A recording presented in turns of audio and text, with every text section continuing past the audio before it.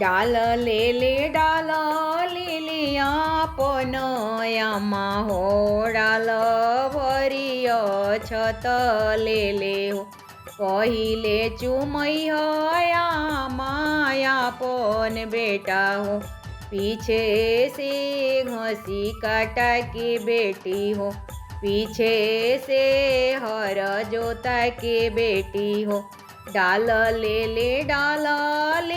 आपन चाची हो डाल भरय छत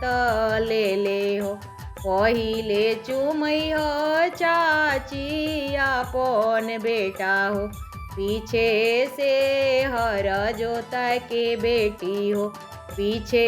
से घसी काटा के बेटी हो डाल डाल आपन भाभी हो डाल भरय छत ले हो पहिले चुमई भाभी आपन देवर हो पीछे से घसी काटा के बेटी हो पीछे से छिनारी के बेटी हो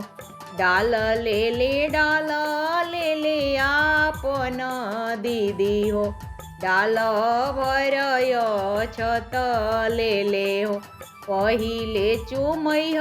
दीदी आपन भाई हो पीछे से हर जोता के बेटी हो पीछे से घसी काटा के बेटी हो।